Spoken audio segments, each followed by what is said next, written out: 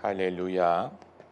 오늘 주신 하나님의 말씀은 지난 주일에 이어서 계속해서 마가복음 2장 1절부터 12절까지 말씀. 수일 후에 예수께서 다시 가버나움에 들어가시니 집에 계신 소문이 들린지라 많은 사람이 모여서 문 앞에라도 용신할 수 없게 되었는데 예수께서 저희에게 도를 말씀하시더니 사람들이 한 중풍병자를 4사람에게 메어 가지고 예수께로 올세 무리를 인하여 예수께 데려갈 수 없으므로 그 계신 곳에 지붕을 뜯어 구멍을 내고 중풍병자의 누운 상을 달아내리니 예수께서 저희의 믿음을 보시고 중풍병자에게 이르시되 소자야 내 죄 사함을 받았느니라 하시니 어떤 서기관들이 거기 앉아서 마음에 의논하기를 이 사람이 어찌 이렇게 말하는가 참남하도다. 오직 하나님 한 분 외에는 누가 능히 죄를 사하겠느냐. 저희가 속으로 이렇게 의논하는 줄을 예수께서 곧 중심에 아시고 이르시되 어찌하여 이것을 마음에 의논하느냐. 중풍병자에게 내 죄 사함을 받았느니라 하는 말과 일어나 내 상을 가지고 걸어가라 하는 말이 어느 것이 쉽겠느냐. 그러나 인자가 땅에서 죄를 사하는 권세가 있는 줄을 너희로 알게 하려 하노라 하시고 중풍병자에게 말씀하시되 내가 내게 이르노니 일어나 내 상을 가지고 집으로 가라 하시니 그가 일어나 곧 상을 가지고 모든 사람 앞에서 나가거늘 저희가 다 놀라 영광을 하나님께 돌리며 가로되 우리가 이런 일을 도무지 보지 못하였다 하더라. 아멘. 신약 성경에 모두 27권의 책이 있지 않습니까? 그런데 만일 어떤 연고로든지 그 27권이 다 소실이 돼버리고 유실이 돼버리고 마가복음 한 권만 남았을지라도 마가복음 한 권만 가지고도 얼마든지 기독교의 진리와 신학과 올바른 교리와 구원에 이를 만한 믿음을 가질 수 있었을 것입니다. 그리고 마가복음이 모두 16장으로 되어 있지 않습니까? 그런데 어떤 이유로든지 그 16장이 다 소실이 돼버리고 마가복음 2장만이 남았을지라도 그 한 장만 가지고도 얼마든지 예수님이 누구신가 하는 것과 예수님이 어떻게 우리의 구원자가 되는 것을 알고 구원에 이를 만한 충분한 믿음을 갖는 것이 가능했을 것입니다. 만일 사람이 팔을 다치거나 다리를 다쳤을 때 붕대를 감습니다. 붕대를 한 번 감는 것만으로도 얼마든지 수습을 할 수 있습니다. 그러나 안정을 기하기 위해서 2-3번을 감을 수 있을 것입니다. 그런데 만일 그 다친 부분을 27번을 감는다면 그것은 충분한 차원을 넘어서 넘치는 차원이 되는 것일 것처럼 예수 그리스도가 누구신가 하는 것, 예수 그리스도께서 어떻게 우리의 구원자가 되시는가 하는 것을 만일 하나님이 한두 권의 책만을 주셨을지라도 얼마든지 세상 사람들이 그것을 읽고 듣고 믿을 수 있었겠지만 하나님은 모든 사람들이 더 충분히 믿게 하시기 위해서 신약 성경에 27권이라는 많은 책을 기록하게 하셨어요. 성경에서 예수 그리스도의 복음을 가장 확실하게 말하는 한 구절이 무엇일까? 많은 사람들은 요한복음 3장 16절을 대는 사람도 있을 것이고 또 어떤 사람들은 누가복음 15장의 탕자의 비유를 드는 사람들이 있을 것이지만 오늘 우리가 읽은 이 마가복음 2장 말씀처럼 이 짧은 구절 속에 예수께서 어떻게 우리의 죄사함과 구원이 되신가를 말해주는 성경 구절도 드뭅니다. 그만큼 오늘 읽은 이 성경 구절이 중요한 것은 복음주의 운동이 사람들에게 어필할 수 있었던 이유 중에 하나는 구원을 가르친 것뿐만이 아니고 사람이 자기의 구원을 확신할 수 있다는 것을 가르쳐 주었기 때문이에요. 구원을 받느냐 안 받느냐 하는 것은 하나님의 주권에 좌우된다고 믿었기 때문에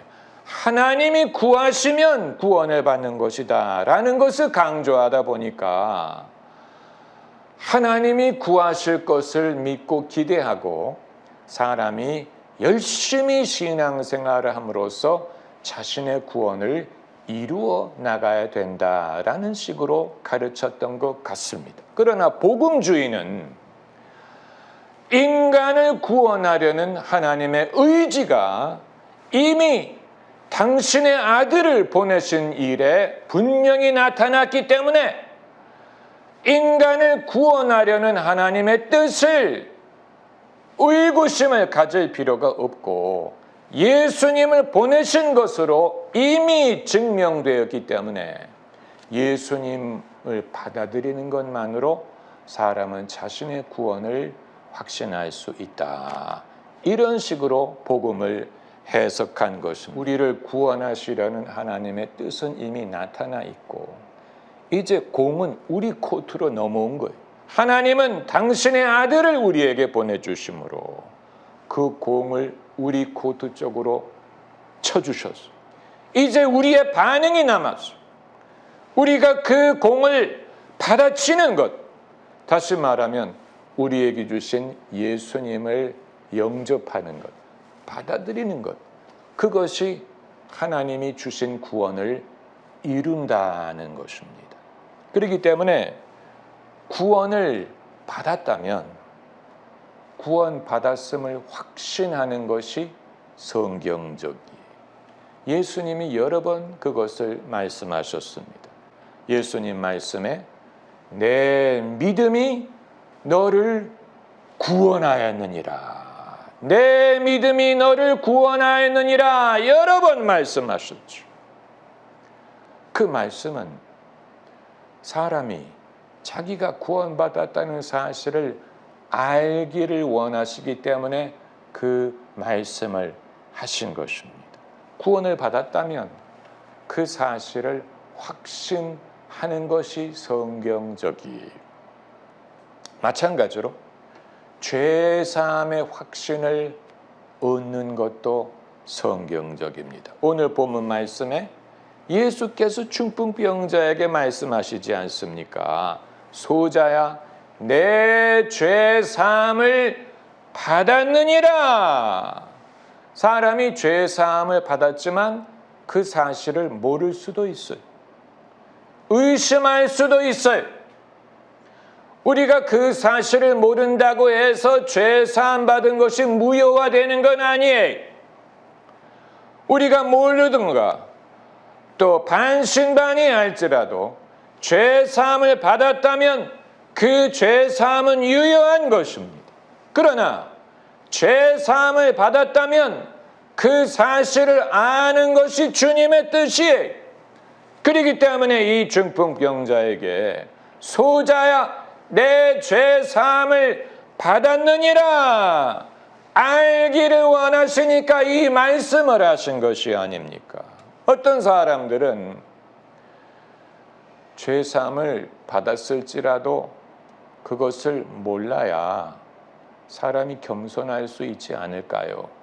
알게 되면 교만해질 수 있지 않습니까? 이렇게 생각하는 사람도 있는데 그건 마치 자식을 사랑하는 아버지가 사랑한다는 사실을 숨기는 것과 마찬가지죠.